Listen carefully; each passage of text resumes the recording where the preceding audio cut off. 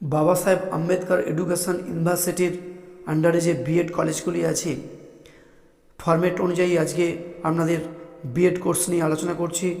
তার আগে বলি, আমার বিএডের semester 1, semester 2, semester 3, semester 4 practicum বই আছে। সেই প্র্যাকটিকাম বইগুলি আপনারা অবশ্যই কলেজটির থেকে পেয়ে যাবেন। তার সঙ্গে বলি, আপনারা অনেকেই ভিডিওর পিডিএফ নিতে চান, তাদের ক্ষেত্রে বলি, এই ভিডিওটির পিডিএফ ফাইল ডেসক্রিপশান বক্সে দেওয়া রয়েছে। পিডিএফ ফাইলটির পাসওয়ার্ড ভিডিওর মধ্যে রয়েছে, আপনারা ভিডিওটি দেখুন।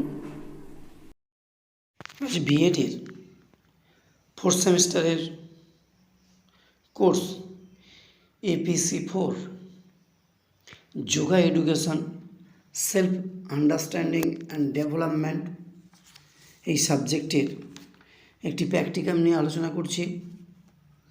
প্র্যাকটিকামটি হলো select yoga practice for persons of average health for practical yoga session.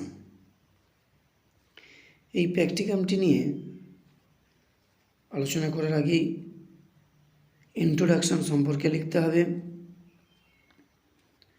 তারপরে থাকছে ইন্ট্রোডাকশন লেখার পর অবজেক্টিভস অফ যোগা এডুকেশন। এই যোগা এডুকেশনের অবজেক্টিভগুলো কী আছে সেই সম্পর্কে লিখতে হবে। তারপরে থাকছে classification of yoga education. Yoga এডুকেশনকে কীভাবে ভাগ করা হয়েছে তার ডিটেলসগুলো লিখতে হবে,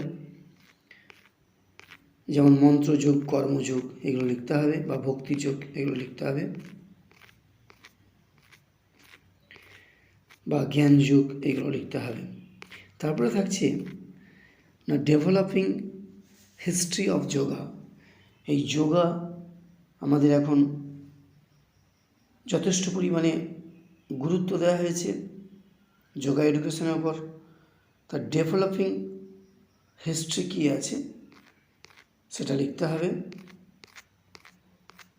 তারপরে থাকছে এই যোগা এডুকেশনের মধ্যেই থাকছে প্রবলেমস অফ যোগা।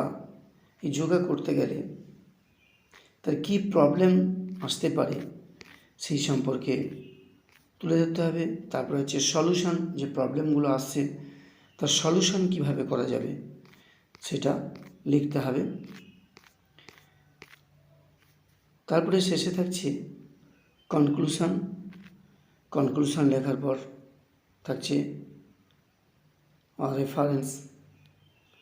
আজকে এই প্র্যাকটিকামটি শেষ করার আগে বলি, আপনাদের স্যার ম্যাডাম যখন এই প্র্যাকটিকামটি বুঝাবেন বা করাবেন কাজটি, অবশ্যই স্যার ম্যাডামের কথা অনুপাতে কাজটি করবেন। আমার প্র্যাকটিকামটি হয়তো আপনার সাহায্য দেবে।